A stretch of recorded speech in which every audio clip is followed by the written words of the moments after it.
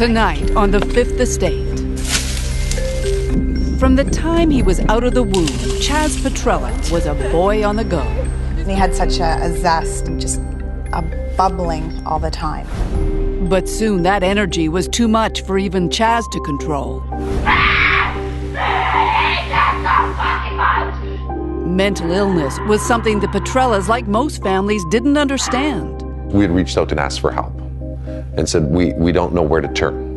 There were programs, professionals. If this was cancer, this would be stage 4. In a province that prides itself on treating the mentally ill, 9 different agencies had Chazz and his family on their books until it was too late. And after all that, how does that 12-year-old boy end up hanging from a tree? I want to know. Tonight, the story of Chazz Petrella, the boy who should have lived.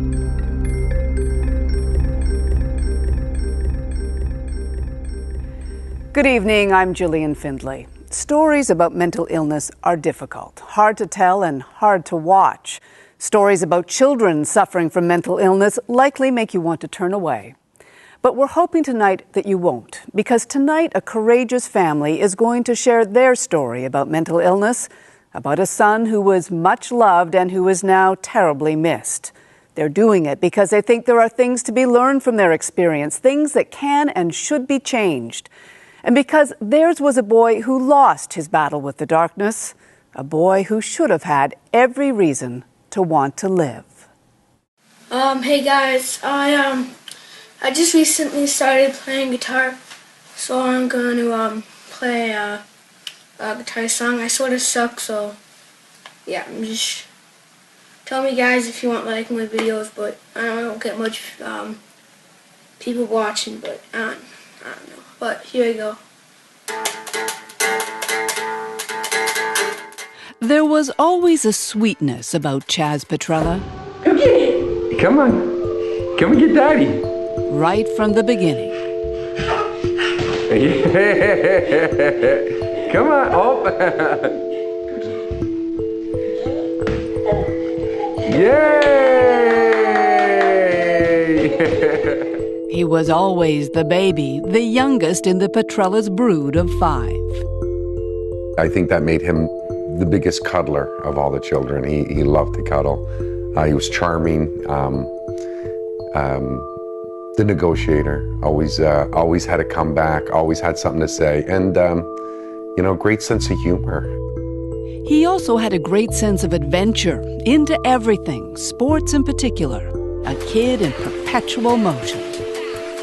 Chazz was always full of energy, loved to try anything, he loved to play. He loved life. He loved everything. He really, really did. Which made growing up in Cobourg, Ontario pretty ideal. Dad, Frank, owned a hairdressing business. Mom, Janet, was a sales manager. A heritage house, a hobby farm, and a group of friends including Keegan Ellison, who shared his love of daring. This is Chazz Petrella doing the roof jumping.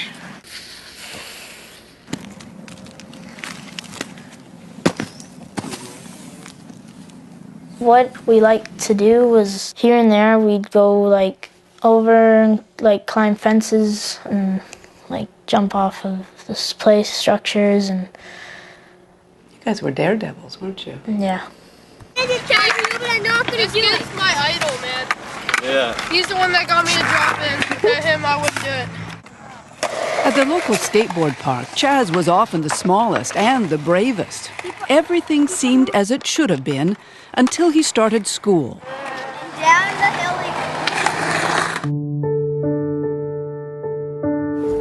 There, the fearlessness and the impulsiveness were problems. Chazz couldn't seem to focus, and when he got frustrated, he got aggressive. We thought, okay, maybe this is a school issue.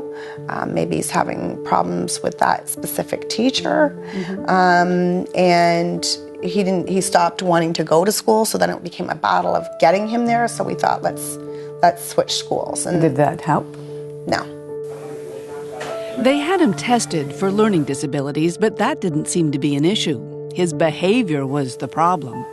Chazz's pediatrician diagnosed attention deficit hyperactivity disorder, ADHD, and like thousands of children in this country, he was put on medication. But the drugs kept him awake at night, and his behavior got worse. There were obsessions, fire, smoking, even marijuana. His parents found homemade pipes stashed in his bedroom. Chazz was 9. Man, sometimes I get really upset. The older he got, the more defiant he became, erratic. He'd fly into rages and break things, and minutes later be sobbing. When he finally did reel himself back in or managed to calm himself down, he realized that he had broken something that he really liked, and then would get himself escalated again. And then he would feel horrible and Huge remorse. And so much guilt. And embarrassment. So it was really difficult. Like how he felt afterwards was just absolutely heartbreaking. One moment he'd be an angel, and the next he'd be just destroying everything in his sight. What Chazz's sister Gia remembers is the turmoil. What was it like living in a house with that kind of a tension, I guess? It was very hard, you know. Not only did our relationship with Chazz suffer, but our relationships with each other suffered. You know, we weren't talking as much. Our family dinners didn't happen anymore. Our family fun nights we have on Saturday, they weren't anything anymore without someone getting upset and frustrated or breaking something. Whatever was wrong, Chazz didn't understand. Sometimes he just needed to get away. He'd be out his bedroom window and into the woods. For hours he'd be gone. They'd often find him just sitting in a tree. Did you worry about him? I did, you know. I just tried to be understanding and be loving and compassionate to get him through. But there was also a point where he didn't understand that's what I was trying to be. But how could he when he was feeling so overwhelmed in his feelings? He was only 9 or 10 at the time, but did he have the ability to articulate what was going on? No. He would say, you know, he can't shut his brain off. He would say he can't think, he can't control it. And I think that was really hard for him because he couldn't articulate how he felt. Do you think he was scared of himself? Yeah, I think so. Yeah. He was scared, and he was about to do something that would scare everyone else. It was after another meltdown that they discovered a chair in the basement and a rope.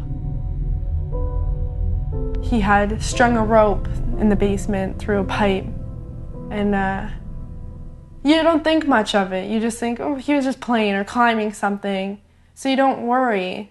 But I know my parents were very worried. I know they had talked about it. When we approached him on what was going on, you know, he assured us he wasn't doing anything, he wasn't going to do anything. I was just joking around. We really didn't know what to think about it at that point in time. How does a 10-year-old even know about the concept of suicide? I have, like I said, I have no idea. we had many serious conversations between the two of us. Some of the outcomes that, you know, we could expect with Chazz and his behavior. And, but we always had hope that, excuse me, sorry.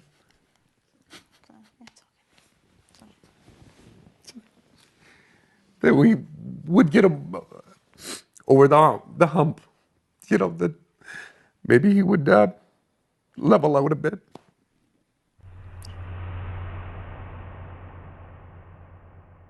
For the Petrellas, the rope in the basement was a turning point. The trouble with Chazz was more than they could handle on their own. They tried special school programs, reached out to Children's Aid. The local mental health provider, Kinark Child and Family Services, had opened a file. But none of it produced answers, and the family was exhausted. It was a social worker who suggested a residential facility, 24-hour care. And that is how, at the age of 10, Chazz Petrella ended up in an institution. When we come back. I was told to come and get my son. And I'm like, pardon me, Chazz is in a jail cell.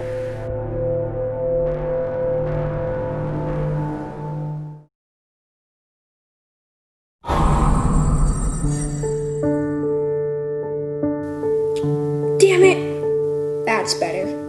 Looking so pimped to go to rock and roll tonight. At the age of 10, Chazz Petrella was a charming but troubled boy. So troubled that in 2012, his parents decided he couldn't live at home anymore, and they placed him in an institution. How difficult was that decision for you to make, to take your child? It was horrible. It was horrible. It was really, really horrible for us. But we really felt like, you know, there was going to be a strong chance that we would lose him if we didn't make that choice. Besides, the place called Hand in Hand didn't look like an institution, more like a home. It had programs, the Petrellas were told, and lots of experience dealing with children like Chazz. We were getting a sense of relief that help was on its way, that programs and tools were being put in place to assist him primarily, but also to assist us. But Chazz wasn't happy at Hand in Hand. He was the youngest by far and complained the older kids bullied him. His file shows the psychiatrist in charge of his case had serious concerns about the quality of care he was receiving. She suspected Chazz suffered from generalized anxiety disorder, but the only way to know for sure, and therefore to know how to treat him, would be to have him psychologically tested as soon as possible, she said. And yet, for some reason, those tests never happened. Do you know why he wasn't assessed? No. I don't know if they don't have the doctors. I don't know if they don't have the funding for I don't know what it is that each time they would say that he would need something, and it never gets done. Instead, after 6 months, Chazz was returned to his family. Sweat. What followed was, in retrospect, a bit of a honeymoon for the Petrellas. Chazz was happier at home. They'd adjusted his medications, and that helped for a while. And he was able to return to school part-time. To keep an eye on him the rest of the time, Frank decided to move his hair salon into the family home. And they also hired an educational assistant, Stacy Sawyer, one of the few who seemed to be able to get through to Chazz. He was funny, he was cute, he was just like a normal little boy spending time. And I know people will say he was difficult and he was rude and all those other things, but I was able to separate the boy from the behavior. So I saw past the behavior. I knew that the behavior wasn't Chazz. Chazz seemed to know that too. At one point he was asked to fill out a questionnaire. What were his strengths? Skateboarding, breakdancing, and making friends. His challenges, homework, controlling his anger, and sleep. How badly did he want to change his behaviors? Chazz circled 7 totally. Did he think he could change? Again, 7. He really did think he could. But as anyone who has struggled with mental illness will tell you, even the best intentions can go sideways. By the summer of 2013, Chazz was still having trouble sleeping and was back to old habits, climbing out his bedroom window in search of adventure or simply distraction. We had started setting our alarms for every 2 to 3 hours at night, over the night, so that we would wake up and make sure he was in his bed. I can't put bars on his windows. It's against fire code. We locked all the doors, and we had sensors for all the doors. He went down to the basement and cut the wires to our alarm system so that the doors wouldn't, like the sensors wouldn't go off. They were never sure where they'd find him. One night he was curled up asleep in the mall. But they soon learned about the crowd he was hanging out with. Kids in their late teens, even 20s. Kids with access to drugs. Childhood friends like Keegan Ellison were all but forgotten. When I heard that he was doing drugs, then I was like really upset and disappointed. Did you try to talk to him about that? He didn't really, he wouldn't listen when I talked to him about it. So you tried to ask him and Yeah. he didn't want to listen to you? No. By the time September rolled around, the Petrellas were hoping a new school year might bring stability. But on day 2, Chazz went into a rage, throwing his desk and trashing the classroom. There was no way he could return. When the behavior continued at home, his panicked mother called the Mental Health Crisis Center half an hour away. But Chazz was refusing to go, so Janet had to enlist his pregnant sister, Gia, to help get him there. We kind of carried him hand and foot and out to the car, and I basically had to hold him down in the back seat. So my mom was holding him down, trying to get him calm and saying that we were going to get him help, you know. And then he gave up when we got to the 401. Thought, okay, we're all right, we're going to get there. Within seconds, it turned again, and he grabbed her hair while she was driving, and basically her position of her head was like this, looking up at this roof of the car, so she couldn't see anything. I somehow managed to pull over to the side of the road. I was very scared. My mom was very scared. So we got him calm again, and then kept on driving, and then it happened a second time. For a second time, she managed to pull over, but still, Chazz was determined. He undid the window and was trying to climb through the back window. And he was getting to a point where I knew, like, I wasn't going to be able to hold on to him anymore. My biggest thing that was crossing my mind is he's going to run out into the 401. Amid the commotion, they'd managed to call 911. With all the adrenaline pumping through his system, it would take 2 large police officers to restrain Chazz, a boy of just 89 pounds. I just remember looking in and seeing him so upset in handcuffs, and he would hit his head off the window, like so hard. It was just heartbreaking. An ambulance delivered Chazz to the crisis center, where his parents asked he be committed under the Mental Health Act. The 11-year-old was placed in a secure room with padded walls. His parents assumed he'd finally now get the help he needed. I believe it was within 3 hours they released him. They released him after all of that? Yep. So I was so upset, and I didn't know what to do, and I called some of the agencies, and I said, what do I do? You know, this is what it took to get me here, and now they're going to tell me to go and put him back in my car to take him home? Like, that isn't even safe for me to put him in a car. Even before the incident on the 401, there had been meetings. All the agencies involved with the Petrellas, Children's Aid, the school board, the regional mental health provider. Everyone was concerned, and yet no one seemed to have a plan. In June of 2013, another agency was brought in, Service Coordination, an arm of the Ontario Ministry responsible for child and youth services, with a mandate to bring some cohesion to Chazz's care and to take charge of funding. Alex Muir was the service coordinator assigned to Chazz's case. He quickly noticed that the comprehensive testing that had been recommended more than a year earlier still hadn't been done. And so he fast-tracked Chazz into one of the best pediatric mental health facilities in the province, a place called Youthdale, where he could be monitored for up to 30 days. We were told they had the facilities to do sleep analysis, neurological testing, medication tweaking under monitoring, so change the dosage or change the medication, but have that surveillance or the team of people who know what to look for. Because these are the specialists. This is we were kind of sold on it as this is the crisis center. This is like, we're going to get some answers here. Youthdale could have been a turning point in Chazz Petrella's life. It was a place someone might have figured out what was wrong with him. But Chazz was still being uncooperative, refusing to talk to some of the doctors outright. And there was another problem: money. Some of the tests the doctors wanted cost extra. In Chazz's case, up to $4,000 more. A request was made to Service Coordinator Alex Muir, but for reasons neither he nor the ministry will explain to us, the funds were never approved, so the tests were never done. There is a discussion about who's going to pay.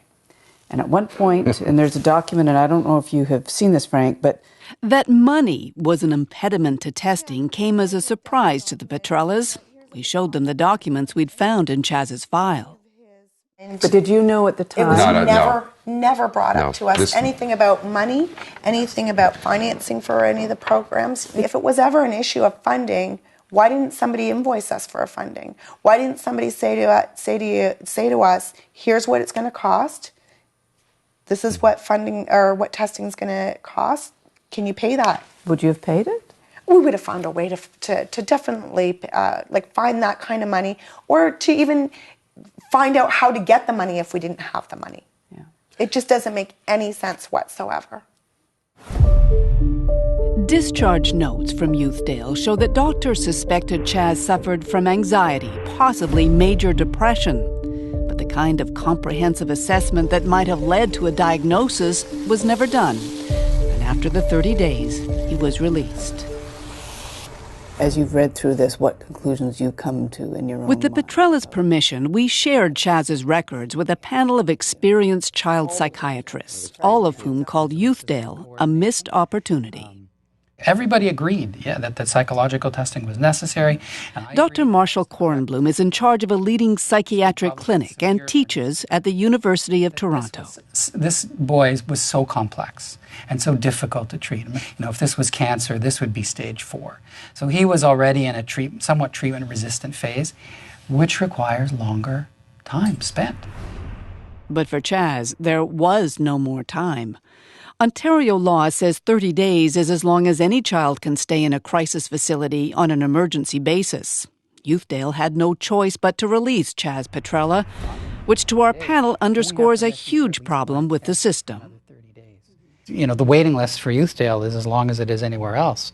And, that's where I think that kids are not widgets and children's mental health centers are not factories. And if we use a cookie-cutter approach where every kid is in and out by 30 days, we're not going to be meeting the needs of the kids. Instead, the question would become, where could 11-year-old Chazz go next? There would be another residential group home, another disaster. Police had to remove Chazz from that one after he allegedly punched a staff member. His parents were at a loss, and increasingly, so was Chazz. He started to almost feel like he was being bounced around, because he would quite often say to us, well, Dad, what's the point? It's not going to make a difference anyways. Because he was losing hope. He was. He was, because anything that they had put him into didn't work. But then last winter, a place that looked like it might work after all. Did he thrive there? Did he do well? He did really, really well. But at what price? When we come back, the Petrellas face a terrible choice. They said to you, yes, if you want your son to go here, just... There's money if he was a ward of the state.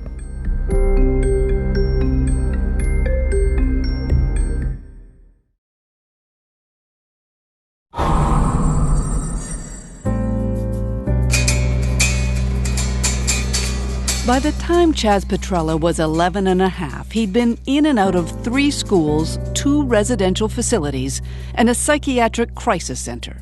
He was surrounded by doctors, mental health workers, and social workers. And yet no one had succeeded in doing the test that might have led to a diagnosis. In the meantime, his behavior was deteriorating.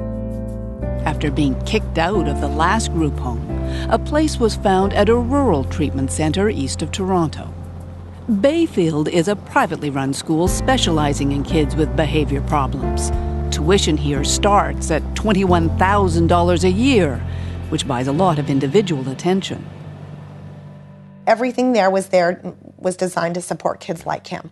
So he didn't feel centered out as far as his behavior. One of the things that Chazz enjoyed about that, and he told me specifically, was that if he felt overwhelmed, he could excuse himself to the hallway. And they would have a staff member outside with them, supervising him. But he could go out there and just decompress for 5 minutes, 10 minutes, 15, whatever amount of time it took. His report card reflected the difference, all A's and B's. The kid who'd been labeled disruptive his entire life was now described as a pleasure in the classroom, a good team player, and often a good leader. For his parents, it was almost too good to be true. And as it turned out, it was too good to be true. Once again, Chazz's treatment would turn on funding. Because he'd arrived at Bayfield on an emergency basis, his tuition was covered by the government for the first 30 days. Alex Muir, the service coordinator, agreed to extend that twice, which allowed Chazz to stay till the end of the school year. But if he was to return to Bayfield the following year, it would be up to his parents to pay. With 3 other children still at home, that was out of the question. We're not in a financial situation to pay for this program. I mean, we've just spent the last 2 to 3 years proving that he needs to be in a facility, realizing that he needs to be there. It's a great spot for him. And it comes to money. And it would get worse. It turned out there was a way for Chazz to stay at Bayfield for free. All the Petrellas had to do was give up custody of him. If my son was awarded to the Crown or awarded the state, there would be funding for him to go to that school. So if I gave up my rights to him as a parent, they would have the funding to send him to that school. But because I wouldn't give up those rights, there's no funding for him. Did somebody suggest to you that you should give up Yes. your rights? Several times. Oh, yes. They said to you, Yes. if you want your son to go here, just... There's money if he was awarded the state. What did you think? It was unbelievable. It does seem unbelievable, at the very least unfair, that government agencies would have pressured the Petrellas that way. According to Ontario government policy, it never should have happened. No parent, the government says, should ever have to choose between keeping their children and getting treatment. As for who should have paid for Chazz's tuition at Bayfield, documents show that service coordinator Alex Muir made it clear to the Petrellas that Chazz had been initially funded as an exception. The cost of keeping him at the school for another year was not sustainable given the funds.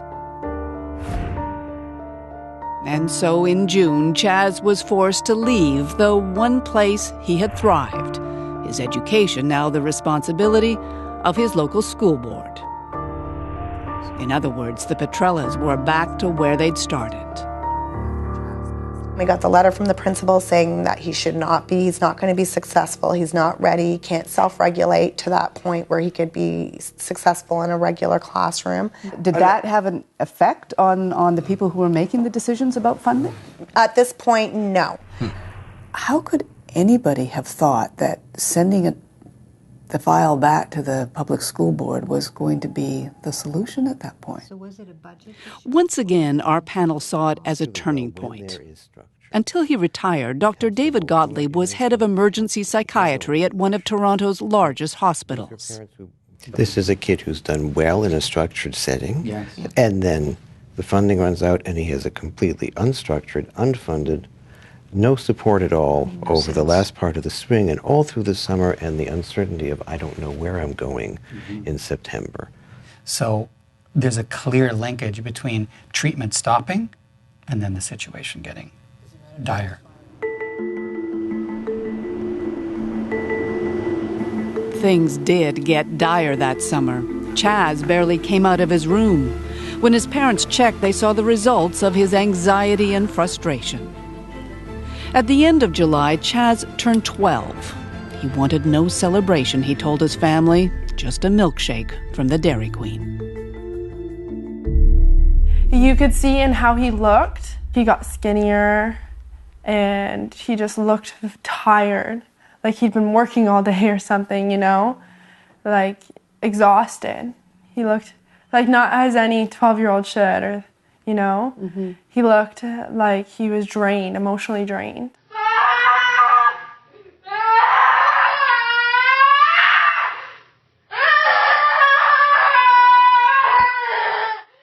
Two nights before Chazz Petrella died, his parents made this recording. Okay. I can't do this. There's nothing to do. Just relax and just let you what? Just go to sleep, honey. It's 11:30 now. There's nothing to help me sleep.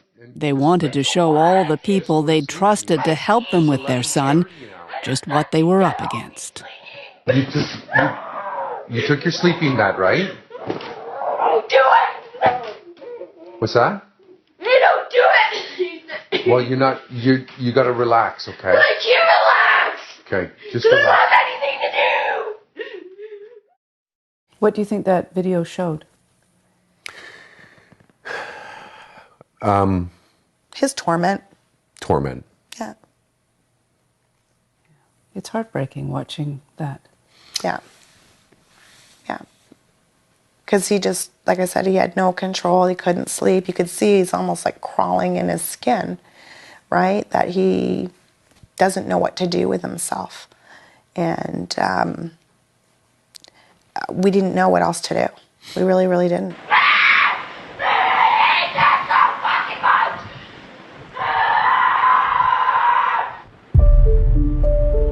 The next night, his raging was worse.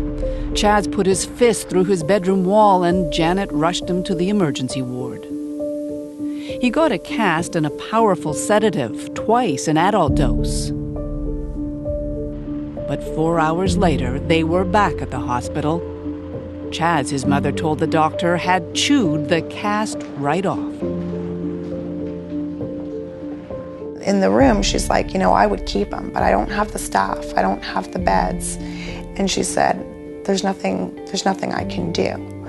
And she talked to Chazz and she said, why are you doing this? And he said to her, I don't know. I'm sad. I'm confused. I'm frustrated.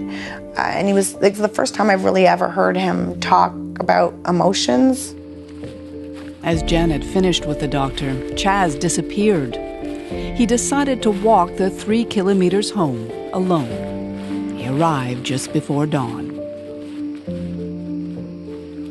I was sleeping, and he came into my room and came over to, and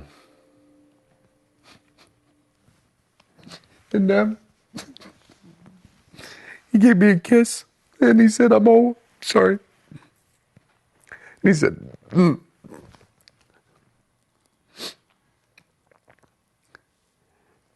He said, "Hey, Dad, I'm home." And I said, "That's great, son." I said, "Go get some sleep." And he left my room and he went to his room. And then Janet called a few minutes later and she's like, "We can't find him." And I said, "He's home."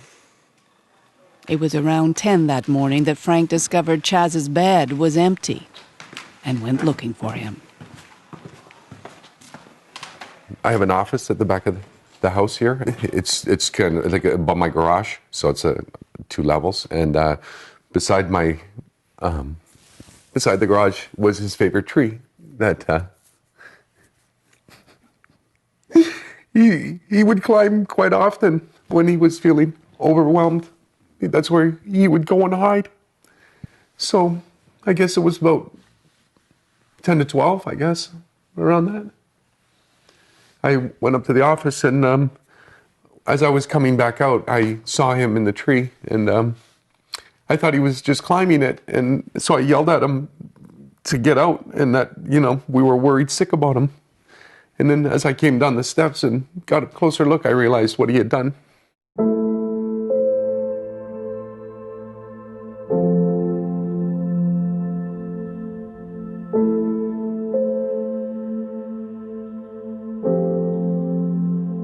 When we come back, demanding answers.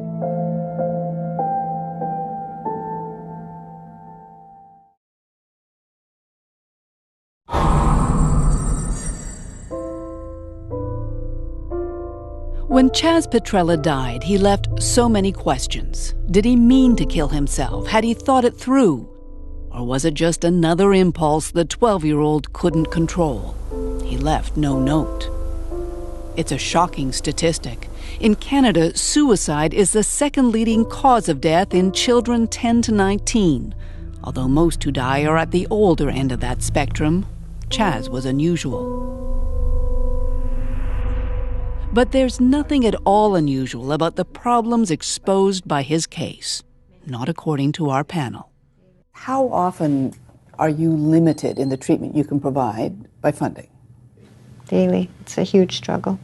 Dr. Jaswant Guzder of Montreal's Jewish General Hospital says a family's means often dictates how much diagnostic testing they get. Because there's also an issue of a 2-tier system.